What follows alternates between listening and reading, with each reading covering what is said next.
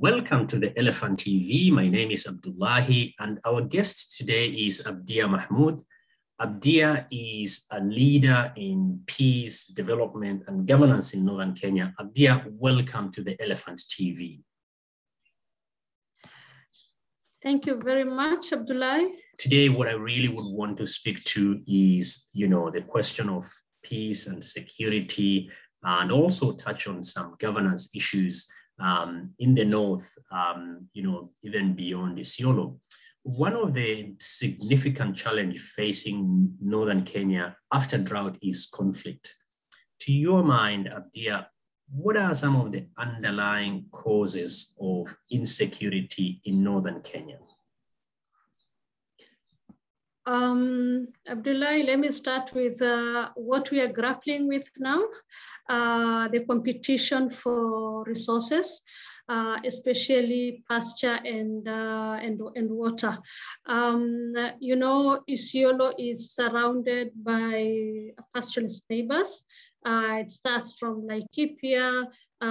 We're also having Meru North, who are agro-pastoralists. Then to Marsabit, the southern part, and then we have Wajir and Garissa. So in most of the cases, especially in terms of drought, we have convergence of all these communities that surround us, because Isiolo is a little bit endowed, other than its surrounding neighbors, and we see a lot of livestock and pastoralist convergence in particular areas. And in these convergences is where we see a lot of competition in terms of pasture and water. And in the process, we see, lots of conflict erupting between the communities that are in these convergences. And in fact, last week we had 9 people killed in one convergence in a day. It's in Burat, and we also have quite pockets of other conflicts going on in other convergences, and it's something that we are seeing repeating itself and all the time. And then we are also having, the presence of small arms and light weapons. That is one of aggravators of this conflict. A grazing club has long been replaced by these very heavy machineries, and in fact, the conflict has become even more militarized and even deadlier than what we've seen before. So we see the issue of weapons, illicit weapons, small arms and light weapons, really aggravating and even sustaining this conflict that we are seeing. So it is one of the underlying cause of the conflict in Isiolo. Then we are having the issue of boundaries and issues of land being another major cause of conflict in Isiolo. Like I said, we are surrounded by several counties, and all the counties, we are having one problem or the other with these counties. You see, it's only Isiolo that is always in the receiving end. I'm not trying to be, I'm not trying to be on the defensive side, but what we've seen is really Isiolo being on the receiving end in all these conflicts over some time. I know there are also some isolated cases of Isiolo also, being aggressors, but it's very isolated, if I may say. Then we're also having, the disregard for the traditional conflict resolution systems. We rely so much on these conventional methods of conflict resolution, and having a disregard for the traditional conflict resolutions. So in this process, we are not really getting any meaningful coexistence because we rely so much on this conventional way of doing things. Then we're also having, still on traditional methods of conflict resolution, that the conflict early warning that we have traditionally is also disregarded alongside the mechanism, the traditional resolution mechanisms. So we are really not prepared in the event that these things come. But if we have, if we strengthen these conflict, traditional conflict systems, and also early warnings, we can be able to get this impending conflict in good time. But as fate would have it, it's been diluted, it's been disregarded, and there is nothing much done about it. Yeah, maybe, yes.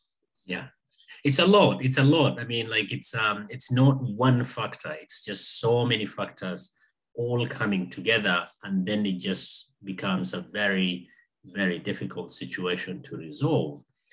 But whenever conflict breaks out, women tend to be disproportionately affected. If their husbands are killed, a lot of the time they are the main breadwinners. That means the family faces serious problems, not just his family, but even extended families.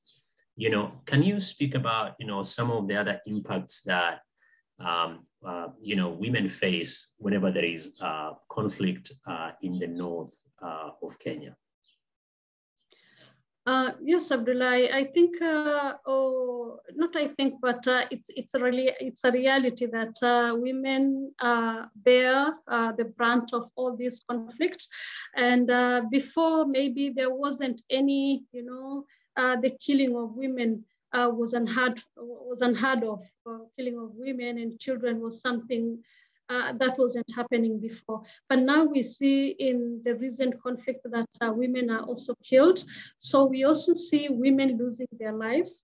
In the process of this conflict also, there are women, there are instances where sexual violence happens and sexual assault, and this might lead to diseases, and also I cannot also look down on issues of trauma associated with the SGBV, the sexual violence.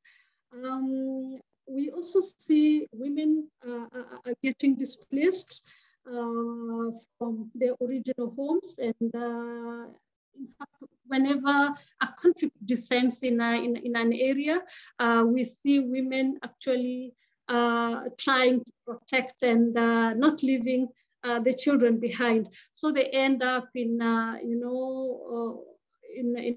either refugee camps, but in our case, we also have women and children going in police compounds, in church compounds. For us pastors, sometimes we might not go to any of the places, but go to homes that maybe are far from where the conflicts are, and also straining on the families that you're going to resettle. So we see the displacement also affecting women much more because of the burden of having the children and maybe even the elderly in the family. We also see that because women are, the livestock products are mainly used by women. And we see a lot of disenfranchisement in terms of economic. We see economic slam down. We see, the economic status of the families actually comes to a halt. And that's again where poverty comes in. So we see a lot of, these effects also revolving around women. I think women tend to carry a lot of burden whenever these conflicts comes up, because in most of these families, they are the anchor that holds both the nuclear and the extended family together. Apart from the traditional conflict over boundaries, cattle rustling, natural resource-based conflict, in these communities also, particularly in Isiolo and parts of Marsabit, we are hearing, young men, mostly, sometimes even women, are joining, violent extremist groups. What do you think are some of the push and the pull factors that lead these young men and women to join these groups? Isiolo was really was hitting the headlines because of its youth, but mainly men, male youth, and also some female youth that have joined these violent extremist groups. At first, those earlier days, we had the unemployment being one of the drivers or some of the push and pull factors that were really leading youth to join this violent extremist group, because of the unemployment rate being very high, and it's also associated with issuance of ID cards, identification cards. And it was like, the issuance of identification card to a youth, particularly a youth that professes Islamic faith, was really a problem. You can find maybe a youth from a Muslim community and youth from a non-Muslim community apply IDs together, and you see some coming back and some not. So there was that frustration also setting in, and these violent extremist groups were also using, current problems, using, what's trending at that particular time, the grievances that are there, and so they take advantage of that recruitment. So we had that, and also the ideological narratives. I know ideological the narratives, the concepts that were misinterpreted, of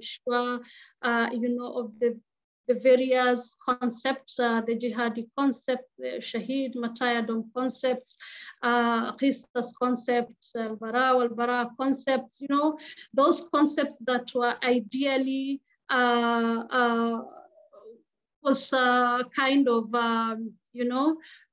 changed or mutilated by the violent extremist groups, and having it, online or even person to persons, and that was also done to recruit the youth. We also had online platforms that also contributed to the youth joining those groups. Then we also had the grievances towards the security personnel that was that also contributed somehow to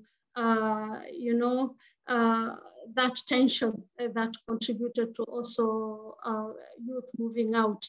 But of course, as time went by, we saw not only the unemployed and the youth from the poor background joining those but also those groups, but also the the youth from the rich background. So it gave us the notion that, maybe it is ideological, that is really playing a bigger role in this youth joining these extremist groups.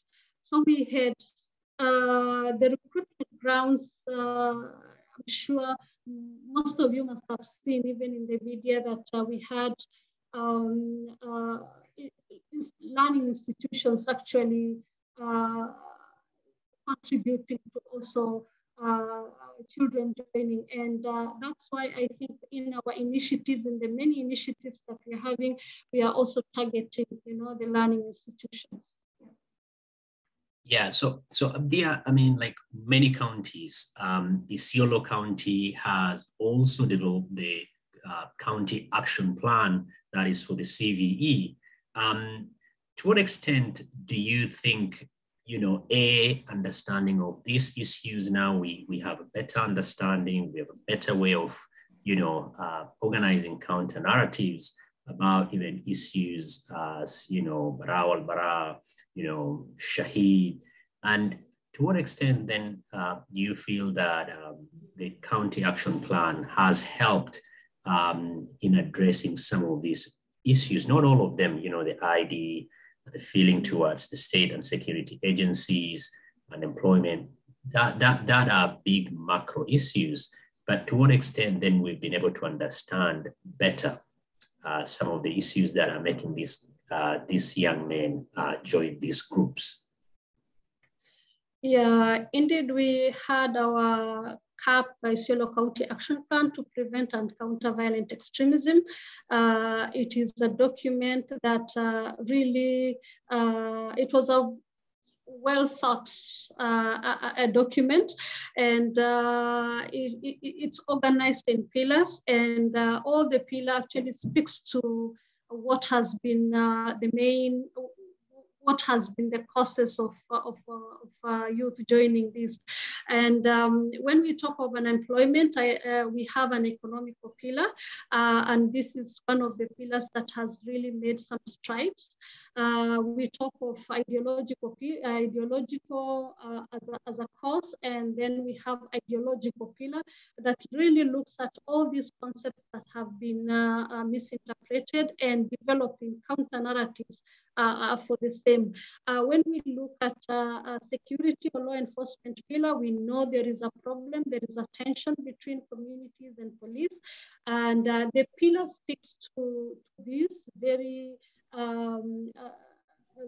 very well, and it entails, activities that can bring communities and police together and demystify the fear that is, between the communities and police. When we talk of, the legal part of it, and we saw that there has been inaccessible to justice, and we have access to justice pillar that really looks into, in our case, actually, we had, the youth who've gone there have friends, have families, and they call back. You cannot actually, if you're a parent, you cannot really, you cannot prevent your child from calling you. And we feel, we saw lots of harassment in terms of, handling such a case. Some friends that call friends that are around here, you see them even getting arrested. And some even, some who have gone there and intercepted along the way also getting their fair share of, problems. And this is where the access to justice pillar comes in. So in political pillar, we know that every political season, there are also some who take advantage of, that time and really pull these things together. Like in Isiolo, sometimes we had, some competing people, but accusing each other of being, in violent extremist group. So in every pillar we have a pillar that speaks to the problem that is there surrounding the violent extremism, sphere.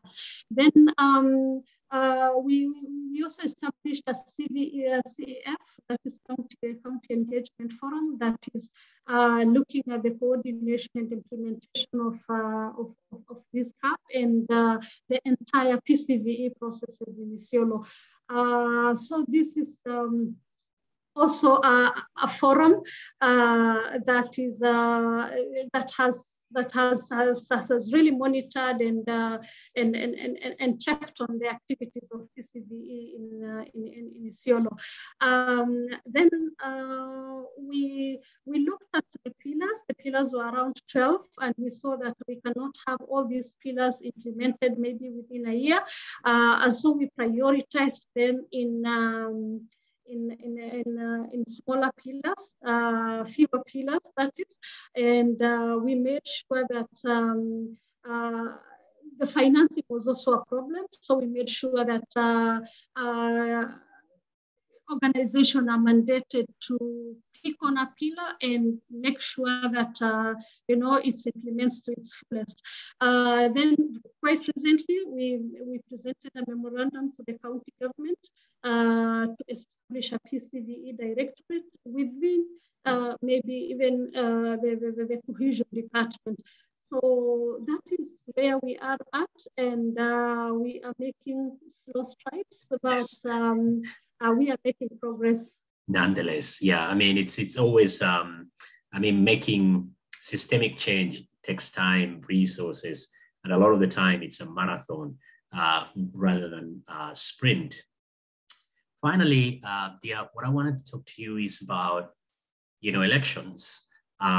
It's a very fraught election at the national level. It's not any less competitive at the county levels. What do you think is the peace and security challenges that you foresee as we go into an election? And probably if you get time to also explain some of the, ways in which some of those challenges could be addressed.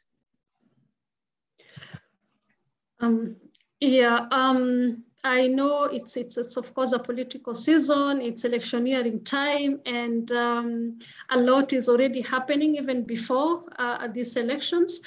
We are seeing a lot of ethnic mobilization. We're having, tribal meetings here, tribal meetings there, endorsements, and what people call negotiated democracy. It's something that always, leaves women in that arrangement all the time. But like, we are past complaining that. In fact, now we are saying that we will just pull our chair to just be in that endorsement, and for the elders also to feel our presence, that we are here and we want to be part of these endorsements. But nonetheless, it never happens. It's like only the women reps. It is reserved for women, which is really something. We are still grappling, but we hope at some point we'll also have, a breakthrough in this. And then we are also having, women who are trying to speak loud and trying to bring forth their candidature, also facing lots of challenges. And this is one of the things that we are addressing as an organization. In fact, we've set up, in the last election, we've set up a center called Conflict Early Warning, Early Response, and Women's Situation Room. And that desk, it's not a room, but a desk, and it's taking care of particularly what women go through around this time of electioneering period. So this is one center that we really want to make use of it. It's implementing. There is a tool called United Nations Security Council Resolution 1325. It's a tool that is empowering women to be involved in all spheres of development, including these political processes. So this is one of the tools that we are going to use in this electioneering period to ensure that women participation and violence against women during this time of electioneering is minimized, rather eradicated, at this time. Then we are also having, the party primaries and party primaries coming up, and I don't know, maybe the people at the capital are also adapting the negotiated democracy. We see that even the nominations are kind of subjected to that negotiated democracy, and it's really bringing out discontentment. So there is, of course, again, the conflict that we are seeing also, intercommunal conflict. For us, we're also having intra-communal conflict associated within around this time. And it's simply for political power. There's going to be alliances and all this kind of thing, but there are also pockets of problems, conflicts that are associated with this political season. Then we are having boundary disputes actually coming up from the neighboring communities, and some of it I wouldn't want to put it that way, but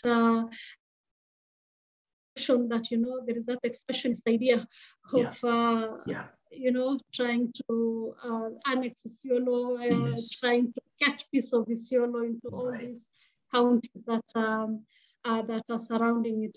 So conflicts are there, and we also attribute some of the conflict happening to this political season.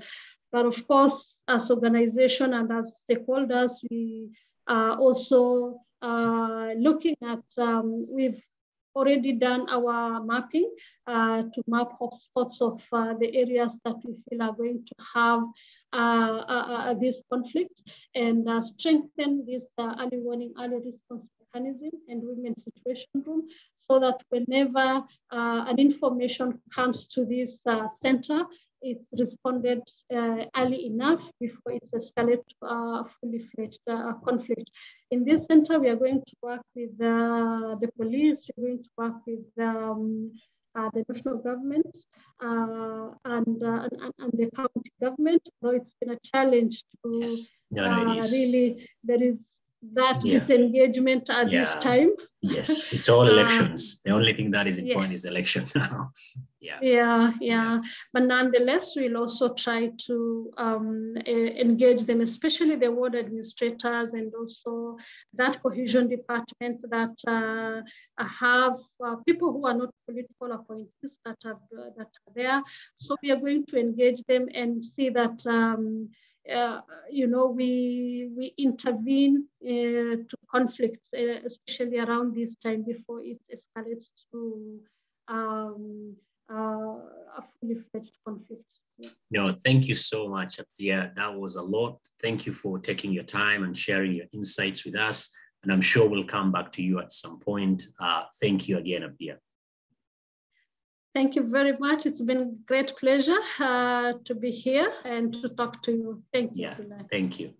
For this and other Elephant conversations, follow The Elephant on Facebook, Instagram, and on Twitter at The Elephant. Remember to like, share, and subscribe to The Elephant, also on our YouTube channel by clicking on the link below.